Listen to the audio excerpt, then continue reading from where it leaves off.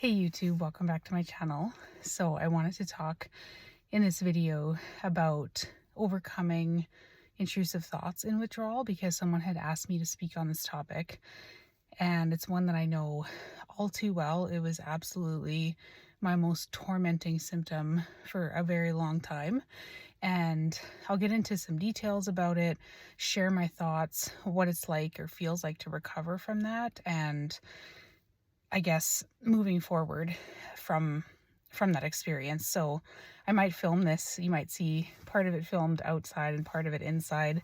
I'm just filming now while my daughter's sleeping, and then when she wakes up, I'll resume this later and splice it together. I don't know how long she's going to sleep for, but anyway, so intrusive thoughts. Trigger warning. This is a disturbing topic. It's something that I feel like it's helpful and useful to get into details because it makes people feel less alone, and it's something that there's such a stigma attached to it still. And so I just want to put that out there. If you're sensitive or you don't want to hear it, then probably not the video for you. But for those that are struggling, this could really be something that resonates with you. So a bit of background information.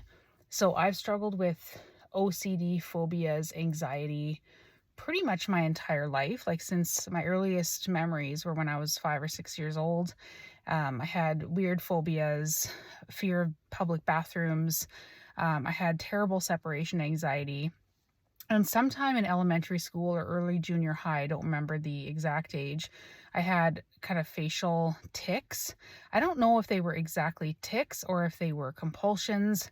I'm not really sure. I remember my mom commenting on it, but my parents were very laid back in the sense that it's like, I don't know if they didn't notice things or things didn't bother them, or maybe I hid them more than I remember hiding them. But my mom would comment like, stop doing that with your face. And I remember being like, I can't stop. And I remember having my first, that I can remember, intrusive thought when I was in junior high. And I remember I was praying. I come from a Christian background, and I had an intrusive, like blasphemous thought. And I was like, where the heck did that come from? And then every time I would pray, it would interject in my prayer. And it bothered me, but because it was only while I was praying, I was able to function and it didn't disrupt my life really. Never told anybody about it. And other anxiety type issues were also present during that time. I had a fear. I always had fears around bathrooms, fears around going to the bathroom at school, having accidents. I just had this irrational fear of like losing control of my bowels and my bladder. And then when I was in high school and beyond, I had fears of like fainting and fears of falling down. And so it would feel like sometimes if I was walking in an open space, like I was walking on a slant almost, and I felt like I always needed to hold on to something. So it felt like a nightmare when I worked in retail, because sorry, I'm just getting over a cold. When I would have to walk through the store, when I wasn't behind the till, like the register, I would feel like I would almost get dizzy, and like I would want to lean onto a wall or shelves or something as I was walking. Just really irrational, weird fears and phobias. And I remember being on a youth trip sometime in grade 7 or something. I was about 12 or 13. And I remember having my first episode of DPDR. And I didn't know what it was, but I remember feeling like I was there with family members, cousins, my best friend, my aunt and uncle, and everybody felt like an alien. And I felt really detached and like I was in a different dimension as them. And I remember being sick that whole weekend and not realizing until much later in my life that I was having severe anxiety, because it just presented in different ways over different periods of my life. And then in 2004, when I was 22, everything kind of hit a peak and I started getting more intrusive thoughts, harm, OCD type thoughts. And they would be so vivid, like the images, that I would get urges, or what felt like urges. It was like rising panic in my body that I couldn't convince myself that I wasn't gonna snap and act on those thoughts. I didn't understand OCD at all then, and it scared the crap out of me. And long story short, my mom was telling her friend about all the problems I was having, because I was getting depressed, I was having more DPDR, I was becoming less able to function. And she said, well, maybe she has an anxiety disorder, and you think? And so then she bought this book, or gave my mom this book, who gave it to me, and it changed my life. It was called From Panic to Power by Lucinda Bassett, and it changed my life totally. And within 3 months of applying her principles and understanding what was going on, I felt completely recovered, and my whole life changed, and I finally felt like I was free. And this bondage I'd been in my whole life, I felt like I was not a part of anymore. And I moved away from home for the first time ever. I never thought I'd be able to move away from home. And yeah, and then I spent the next 17 years away from home, and never, I had one more bout of sort of like intrusive thought anxiety issues in 2007. Don't know what brought that on, can't remember, and if there was anything at all, maybe just stress. And then it was very short-lived and it went away, and I never had any other issues. And then in 2011, when I was 29, I had situational depression, losing my job, got put on antidepressants, and my whole life changed. Had an amazing response, absolutely loved them, but over time it seemed like they were losing efficacy. Came off in 2018 after a 4-week taper, being on them for 7 years, and then the hell began. And I remember being at work one day, and I was talking to one of my coworkers, and I just had this intrusive image that was really, really vivid. And I was like, whoa, where did that come from? And it really like shook me, because I hadn't had an intrusive thought at that point in 11 years probably. And I was like, whoa. And then it flashed again, and it flashed again. And I know I've talked about this in other videos, but I think it's important for context to realize like how bad it was. And the rest of the day, I had constant flashes in my mind, self-harm images, very graphic, just would not stop repeating in my head. And I would have other weird repeating, like I would hear a jingle like on the radio or something, and it would be a chunk of, or like a commercial, and just a tiny snippet of it would just my brain would just latch onto it and just loop. It would just loop and loop and loop and loop, just like a parrot, and just over and over and over and over, and really fast. And I'm like, what the hell is happening to me? And this was within, it's hard to remember now exactly, but I would say within a week of coming off SSRIs too quickly, and had no idea about withdrawal, not a clue.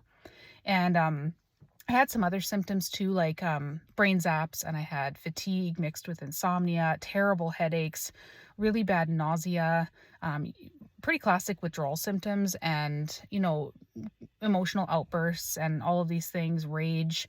And the brain zaps should have clued me in, but I just had no idea. Well, I didn't know anything about withdrawal. And I remember thinking, whoa, like this is pretty intense with the thoughts. And I was kind of like, well, I've had something like this before, but I wasn't feeling panicky from the thoughts, because at that point I was like, well, I know how to get over these. I'll just apply the techniques I applied in 2004 from that book, the CBT, the ERP exposure stuff, and absolutely nothing was working at all. From the moment I woke up, from the moment I met to the moment I went to bed, every second of the day, or maybe 3 seconds was probably the longest. Intrusive image, intrusive image, intrusive image. And it got so bad that I was hitting my head on windows, hitting myself in the head, punching myself in the head, screaming in my car, stop, stop. And I could not make it stop. And then overnight, after 6 months, they just went away. And I was free of them for 7 months, and then they came back again, at 1 year off. And so I had 6 months of nonstop intrusives, 6 months of respite, and then they came back. And then I remember it being Easter weekend, and I got the flash, and then I was like, oh dear God, no. And I got the flash again, and the flash again, and the flash again. And this time they didn't go away. And I still don't really understand it to this day, what happened. I never took a med. I did a brief reinstatement at 6 months off, if you know my story, because I was very suicidal at 5 months off and called mental health crisis. They referred me to a psychiatrist who was a 2-month wait to see. By the time I saw her, my symptoms had disappeared, but I went anyway.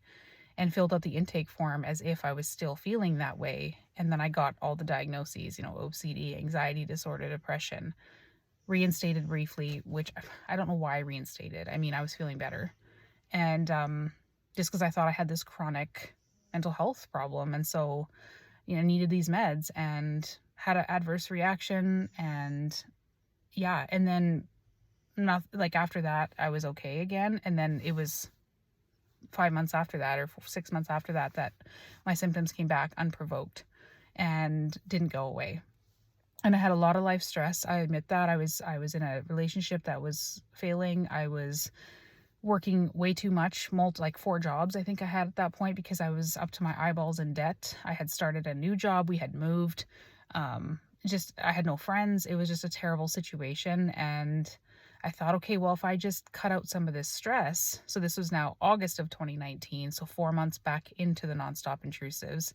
And I was like, okay, I'm going to end my relationship, move back home, live with my mom, be in the town where my whole family is, have support, get jobs that I like, that I have no stress, and find myself again. Because I didn't know what the hell had happened to me. And just every second of the day, again, just intrusive. 18 months go by with no windows. And I'm like, I can't take this anymore. Like I'm desperate for relief. And so I reinstated again. But this time I had understood-ish about withdrawal, did a low-dose reinstatement, but had no idea about stabilization. I was up and down on the doses, which is very bad, but I didn't know, causing more and more adverse reactions, kindling effects, in and out of the hospital. I was trialed on all these different drugs, put in the psych ward. The only thing that gave me relief briefly was benzos, and then I got dependent on those, and then they went paradoxical, and then my intrusives got even worse, and I started having like tactile hallucination type sensations with them. I remember just being like, I'm never going to be able to function again. I'm so traumatized. It was just the worst time of my entire life. And this was in 2020 that I reinstated at the end. So right in the middle of COVID. I got transcranial magnetic stimulation. Benzos went paradoxical. I developed a movement disorder. And now not only am I seeing flashes of violence in my head every second or every 3 seconds, but I can feel it. And it was always towards self. So here's the triggering part, if it's not already triggering. I would have thoughts of knives being plunged into my chest, and they were so violent and so vivid that I would feel it, and it would throw my body back. And just someone coming up, I would be trying to go for a walk, and just someone just whacking me in the back with an axe, and it would throw my whole body forward. It would feel like I would have these thoughts of like some type of entity ripping through my spine. I would feel it, something coming through my head, splitting my head open. I'm sorry if this is triggering, but I feel like it's important because people might be experiencing this and too afraid to tell anybody and not knowing what's going on. And then, through trialing these different drugs, because every psychiatrist is like, you're not on the right drug. You're not on the right OCD drug. So the more I would try, the more the thoughts would change, the more violent they would get, the more intrusive, the more I would have sensations. I developed full body movements, burning, the pulsating electricity, ringing ears. It was just getting worse and worse. And, I would see demonic faces. I would see cloaked men. I would see upside down crosses. I would hear gargling, as the only way I can describe it, demonic screaming, hissing, laughing. It was just like psychotic level intrusives. And I knew that I wasn't hallucinating. I knew nobody else could see the things I was seeing in my mind, and that nobody else could hear it, but it was so invasive. Like, it was just hell on earth. And this went on, if you count from when I originally quit my SSRIs to when I finally started getting relief, it was 4.5 years. That's including all those reinstatements and whatever, which I know mucked things up and made it way worse. But my timeline is very strange, and truthfully, I haven't really found other people who have had a similar type of timeline. So if you're someone who's like, I can't find anybody that has my exact symptom, or anybody who I found that's gotten better from my symptom. Um, I was definitely the same. I found some people who had the mental stuff very severely.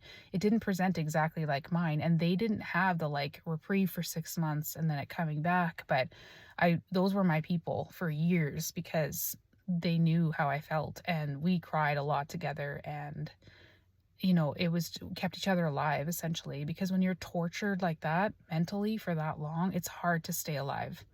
It really is. And the only relief I got was sex, which I was having at 6 months off my second round of reinstating, because the physical had died down some from the propranolol. The mental was still torturous. It was my only escape. And I figured if I could have short relief, once a week, it was better than no relief that I had been experiencing for years at that point. Sorry again. So, I ended up getting pregnant and was going to terminate because I was in such a bad situation. Had my family carry me through that and my supports, and almost died having the baby. Was still in hell. And then about 6 months after she was born, something just shifted and I started to feel better. And I started getting, so this was at the end of 2022. And I was like, something is changing. I'm starting to feel like my old self-ish. But I was still in this major windows and waves pattern. But I was starting to get like week-long windows at that point. And I knew I was getting better, like way better. And it happened pretty fast. And how I knew I was getting better was my life for so long consisted of distraction. And how am I going to try to escape this hell all day long, every day? Like that's what my life consisted of. How can I couldn't really distract. The only thing that kind of helped was talking to my supports, my 10-woman support group that I formed, that found me on my old YouTube channel, and it kind of branched out, and walking. So I would walk and talk all day long for like 18 months. And it was kind of a distraction because it was, the walking helped my body, and the talking constantly and the engagement and conversation but it was like I had two brains, because as much as I was talking and coherent, my brain was still looping. I could still see the images constantly while I was talking, but it kind of diluted them a little bit. So anything helped. And then, like I said, when my daughter was 6 months old, something shifted, and I didn't wake up in the mornings being like, how can I distract every second of the day today?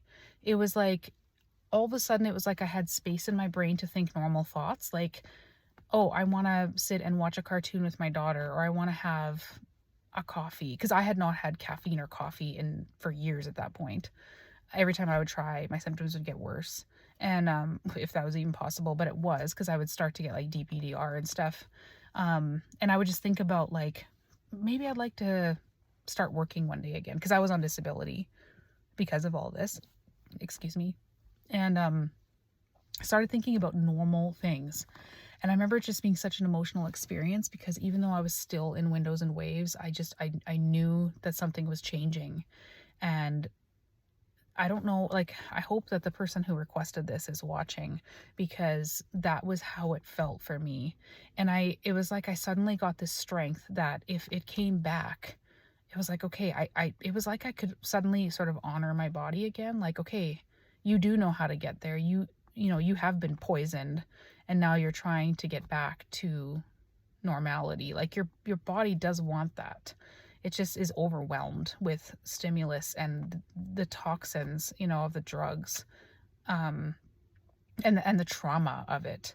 And this channel has been, my whole purpose of this channel is, well, A, to spread awareness, and B, to also offer kind of alternatives, because in my last video I talked about how we all got here in a similar way, having an adverse reaction, withdrawing, reinstating, whatever. These drugs got us where we are.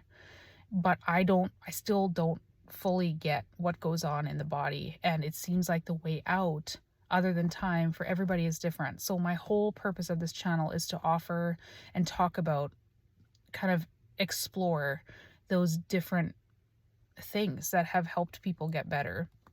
And so, and I never pretend to know everything. And for me, it was a lot of active distraction for a long time. And then once I had some space for my symptoms, it was trying to re-engage in life, make plans for normal things, and doing a ton of self-care. So I avoided every type of toxin possible for a long time. Like I was barely shampooing my hair.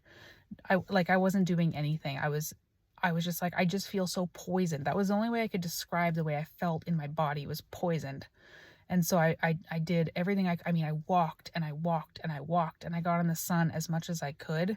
Um, and I tried to make plans for normal things when I started getting space for my symptoms.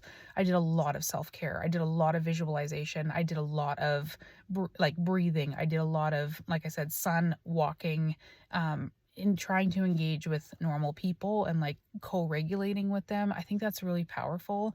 Tried to eat as well as I could, balance my blood sugar. I mean, it was just everything I could possibly do to improve my health. That's what I did. And it got me really far, but only once I started to get breaks from the symptoms. Not full breaks, but like it was really starting to like go back and forth between windows and waves, because I had been in a wave, if you want to call it that, from April of 2019 to November of 2022. I had very brief glimmers, 6 months off, which would have been in summer of 2021, but it was just tiny, and it wasn't big shifts until 2022, the end of so 2 years ago. And that's how it felt for me. It was like suddenly you can think about normal things, and you're not living in this hellish experience where you're like, how am I going to survive another day, staring at the clock, when can I go to bed, if you can sleep. I went through a long period of time where I couldn't sleep, so then it was even worse. But when I could start to sleep again, it was just like counting down the time until I could go to bed and escape this. Or if I was having sex, that time where I could just escape it for a very short amount of time. And there's a lot of people who have severe, severe symptoms for a long time, and then the shift can happen very quickly. I've talked to countless people that's happened too. So if you're someone who doesn't get windows, hopefully that's some consolation, because like I said, I had 3.5 year period where I was getting tiny glimmers, sometimes in the evenings, where the thoughts would never go away, but they would sort of turn down the volume and the level of like how vivid it was for like an hour before bed. Or like sometimes, some days I would just force myself. Like I would absolutely force myself, because like I said, once the movements and all that died down, the physical from taking high dose propranolol, it was just mental hell. And so I looked normal from the outside, but I was suffering every second of the day. I mean, I wrote exit notes. I was done. I told my mom, I'm done. I can't live like this anymore, Mom. I can't do it. And I don't know how many times we cried, because I was like, nobody can live like this. And so if you're feeling that way, you're definitely not alone. I did not have cognitive issues in the sense that, because there's some people that really have bad memory issues and cognition problems, like they can't remember where they live or their phone number, or pretty severe stuff like that. I did not have that.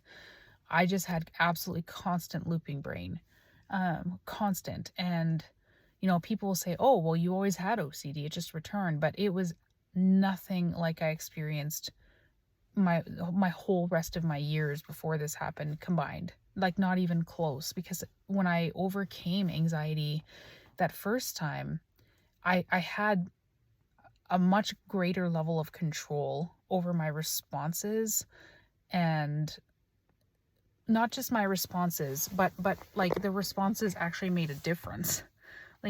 Choosing not to engage in compulsions or pay attention to the thoughts, like exposure and response prevention, which is the main gold standard for OCD.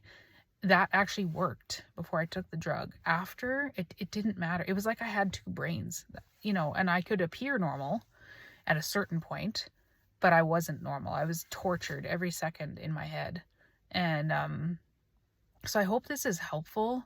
And I know that, I mean, everybody says whatever experience you're having. If it's mostly physical, people say the physical is worse. But if it's mostly mental you have, then those people say the mental is worse. But it's all horrible. I mean, I've seen the suffering, immense suffering with both of these, or all of them. And because I had all of them. I had diagnosed akathisia. I had diagnosed movement disorder, plus all of the mental stuff. So how I survive sometimes is like kind of beyond me. And that's on top of my type 1 diabetes and everything I was already managing 24/7. So yeah, I mean, this thing is, it's honestly the most perplexing thing I think I've ever seen, is this whole withdrawal experience, or whatever you want to call it.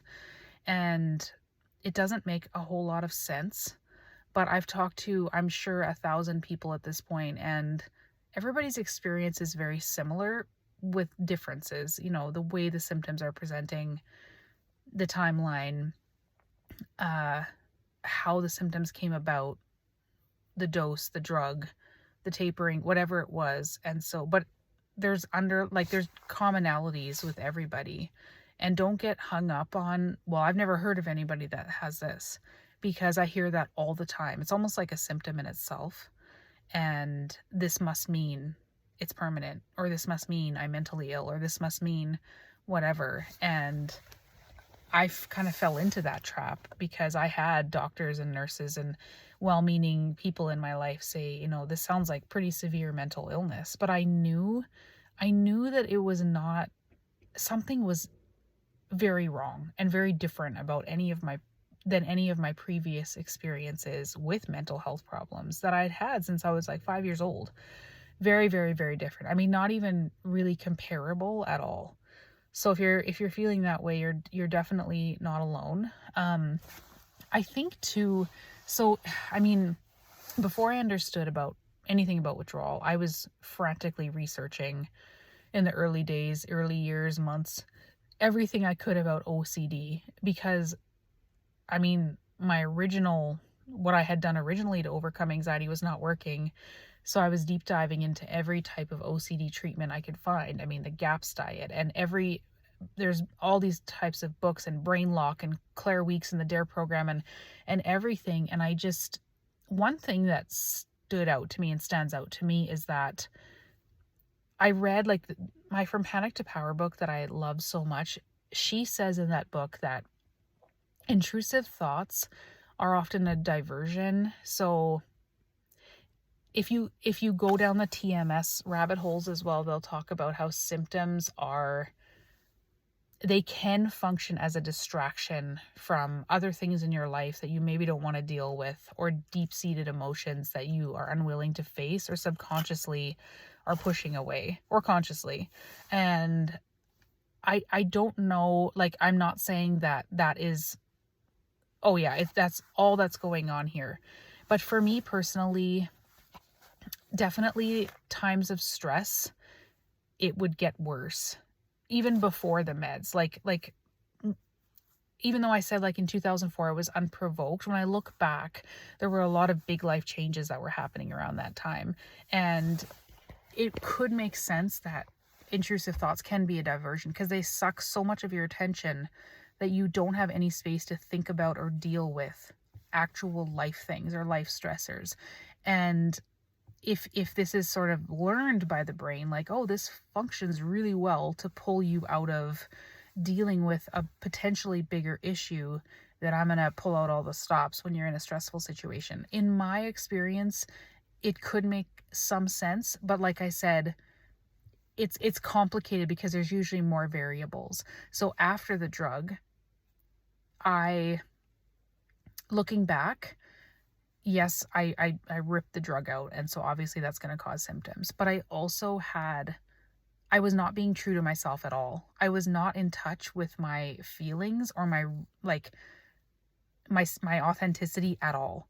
Like, I was in an abusive relationship, and I was in such denial about the type of life I was living, and I was very, very lonely in my relationship, and where I was in that relationship, because I had moved cities to be close to that person, and I had never made any friends, and all I did was work, and my relationship was unsupportive, and I was just in, it was like I couldn't even see any of that because I was just so in my head all the time. I couldn't even, yeah. And so I don't know if that, it just is a coincidence or if one contributes to the other. Like, you had OCD in the past. The drugs now have made these changes. Your nervous system has gone chaotic. So now we'll give you OCD times 100, but also it like took me away from my pain, if that makes sense, because it was almost like if I would have almost admitted where I was mentally and emotionally and how bad my life situation was, I don't know if I would have been able to handle it.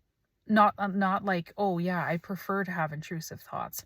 But if you look at it from that perspective, it could make sense. And if you go down the road and the rabbit holes of TMS, so mind body tension myositis, the John Sarno theories, and there are some people in this community that really believe that that could be contributing to protracted withdrawal symptoms.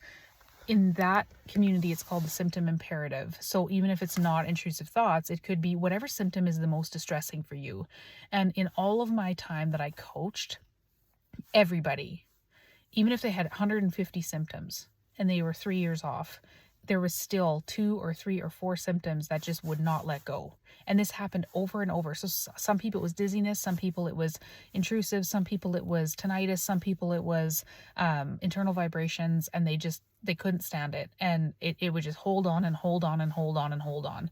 And maybe it was serving another function. Like, I don't know. I don't know. And it honestly, when I first heard that, it pissed me off.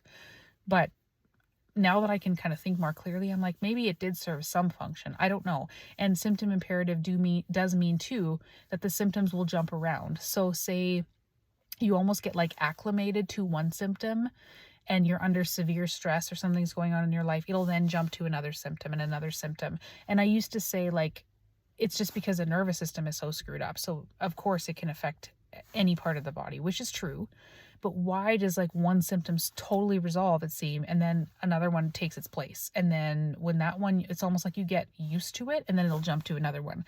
So in OCD, it'll jump themes. So it'll go from harm to sexual to blasphemous to false memory to whatever. This is well known in OCD, and it whatever it can't quite latch onto anymore, it'll pick another one. So if you look at the symptom imperative in TMS, it'll jump from tinnitus, all of a sudden it'll be like a 10 out of 10. And then it's like it goes away and then you're chronically dizzy. And then that'll go away. And then all of a sudden you have this problem. So, and I don't, why does it do that? Who knows? It could just be the maladaptive nervous system after the drugs. But even in something like OCD, no drugs involved, it will jump themes once it can't kind of get you by latching on. It'll latch onto one, freak you out, and when you stay scared of it, it's like, perfect, this is kind of working. And then as soon as you kind of get accustomed to it, it'll jump to another theme. So just food for thought. Again, I just like to explore all of those things on this channel, and I am definitely someone who has lived a lot of my life very out of touch with my emotions, very people pleasing, very just out of tune with my own needs and wants. And it's been a tough lesson for me. I was raised a certain way in a family that doesn't openly express emotions, and it's, I was also raised very religiously, and certain things or many things are, it's very black and white, right or wrong. So it was like my brain was like, okay, let's take since you're so, I was like always hyper responsible and I had like a hyper conscience almost. And so my brain kind of like latched on, here's a great way to torture you instead of, I don't know. I don't want to go off on too much of a tangent, but I saw this theme a lot in the people that I coached. Very, very, very, very, very kind people. And I don't know, again, if that was a coincidence or if there's something to someone who's a little more highly sensitive to begin with, a little more out of touch with their true feelings and their life circumstances. And these things kind of like, it's like your brain season in like, okay, I'm trying to keep you safe and protect you. So I'm going to keep you in your bubble by throwing at you whatever will scare the hell out of you the most. So anyway, I'm going to stop there, but I hope this is helpful, and I hope it helps someone feel less alone, especially the person who requested this topic. My best advice would be active distraction and take the best care of yourself that you can. And I'm not here to say whether or not psych drugs are the answer, quote, because I have talked to people who decide after some time, like, okay, yes, this is authentic OCD and I need drugs. And so they go back on and they do okay. But I tend to be like, these drugs are horrible. And even though I had pre-existing issues, they were nothing like what I had afterwards. So my advice would be, if you're staying off the drugs, which probably the best option, would be best self-care you can possibly do. Stay away from toxic products as much as you can. Self-soothe as much as you can. Try to get in touch with your feelings. So something that I do regularly now for maintenance is journal speak. If you get into the TMS world, they talk a lot about expression and brain dumping. So pick a topic that you're maybe stressed about, or something that happened in your life that maybe you never processed, and just start brain dumping. Or just even about your day, just start expressing. And I find it therapeutic, and whether it does anything, I don't know, because I was feeling better anyway. But all those things I think are just interesting to explore. We are like multifaceted beings, spiritual, mental, emotional, all social, all those things. And I try not to boil it down to a series of chemical reactions, because I think it's a lot more complicated than that personally. But anyway, I'll leave you guys with that. Let me know how you're doing in the comments, and I'll see you next time. Bye.